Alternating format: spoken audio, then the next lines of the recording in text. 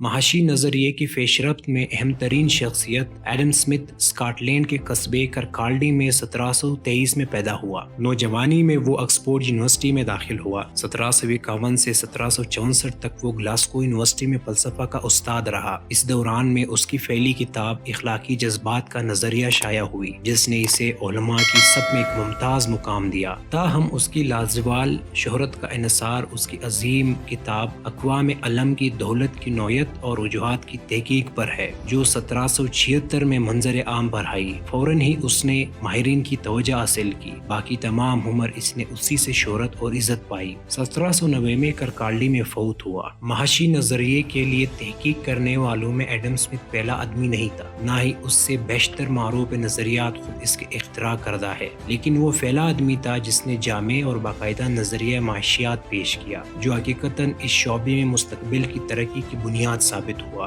اس وجہ سے یہ کہنا بجا ہے کہ دولت اقوام عالم سیاسی معاشیات کے جدید علم کا نقطہ آغاز ہے۔ اس کتاب کے اثرات میں سے ایک یوں ہے کہ اس نے ماضی کی متعدد غلط فہمیوں کی اصلاح کی۔ سمتھ نے قدیم تاجرانہ نظریے کو رد کیا، جس میں ایسی ریاست کی افادیت پر اصرار تھا جس کے پاس بے پایا سونے کے ذخائر ہوں۔ اسی طور اس کتاب میں ریاست پسندوں کے نقطہ نظر کا بھی استرداد کیا گیا، جس کے مطابق زمین اصل دولت ہے۔ اس کی بجائے سمتھ نے محنت کی بنیادی اہمیت پر اصرار کیا۔ اس نے پیداوار میں ممکنہ حد تک زیادہ اضافے پر زور دیا، جو تقسیم محنت کی بدولت ہی ممکن ہے۔ اس نے ان تمام حکومتی، دقیانوسی اور بے ضابطہ بندشوں پر بھی جرح کی، جو صنعتی ترقی کی راہ میں عائل تھی۔ سمتھ کی کتاب دولت اقوام عالم کا بنیادی خیال یہ ہے کہ بظاہر منتشر کلی منڈی ایک خود کفیل نظام ہے، جو خود بخود اس نوع کی اور اس مقدار میں اشیاء پیدا کرنے لگتی ہے جس کی لوگوں کو ضرورت ہو اور جس کی مانگ زیادہ ہو۔ مثال کے طور پر ہم فرض کرتے ہیں کہ کسی مطلوبہ شے کی رسد کم ہے، قدرتی طور پر اس کی قیمت بڑھے گی۔ جتنی قیمت بڑھے گی، اس کی پیداوار کرنے والوں کا منافع بھی بڑھے گا۔ اس زیادہ منافع کے سبب دیگر صنعت کار اس شعبے کو زیادہ سے زیادہ پیدا کریں گے۔ پیداوار میں یہ اضافہ حقیقی قلت کو ختم کر دے گا۔ مزید برآں، بڑھی ہوئی رسد مختلف صنعت کاروں کے بیچ مسابقت کے باعث اس شے کی قیمت کو گھٹا کر اصل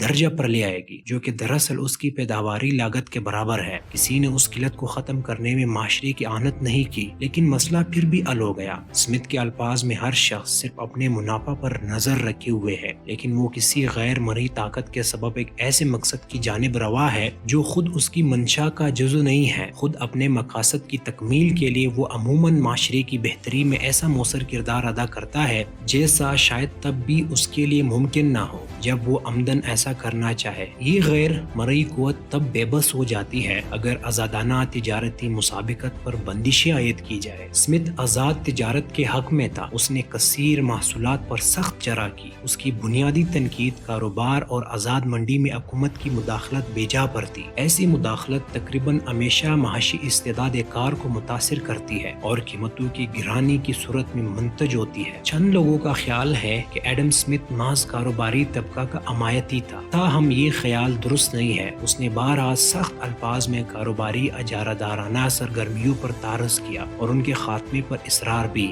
اس خوبی کے ساتھ ایڈم سمتھ نے اپنے معاشی نظریاتی نظام کو مربوط انداز میں پیش کیا کہ چند دہائیوں میں ہی قدیم معاشی نظریاتی مکاتب فکر کالعدم قرار پائے۔ دراصل ان کے سبھی اہم نکات ایڈم سمتھ نے اپنے اندر سمو لیے تھے اور باقاعدہ انداز میں ان کے معائب کو اشکار کیا تھا۔ سمتھ کے پیروکاروں میں تامس مالتھس اور ڈیوڈ ریکارڈو جیسے اہم معیشتدان شامل تھے، جنہوں نے بنیادی تصورات کو تبدیل کیے بغیر اس کی نظام کی تصریح اور تصحیح کی اور اسے وہ صورت دی جو آج کلاسیکل معاشیات کے نام سے جانی جاتی ہے۔ اگرچہ جدید نظریہ معاشیات نے اس میں نئے تصورات اور طریقہ کار کا اضافہ کیا ہے، تاہم یہ کلاسیکل معاشیات کی فطری نمو تھی۔ دولت اقوام عالم میں سمتھ نے ایک حد تک کثرت آبادی پر مالتھس کے نظریات کی بھی پیشن گوئی کر دی تھی، تاہم ریکارڈو اور کارل مارکس دونوں کا اصرار تھا کہ آبادی کا دباؤ اجرتوں کو عمومی معاشی درجہ سے بڑھنے نہیں دیتا۔ سمتھ نے واضح کیا کہ پیداوار کی بڑھوتری کی صورت میں اجرتوں میں بھی اضافہ ہوتا ہے۔ بالکل اسی طور واقعات نے ثابت کیا کہ اس نقطہ پر سمتھ درست تھا، جبکہ ریکارڈو اور مارکس غلط تھے۔ سمتھ کے نقطہ نظر کی درستگی کے سوال یا بات کے نظریہ سازوں پر اس کے اثرات سے قطع نظر اہم بات بات یہ ہے کہ قانون سازی اور حکومتی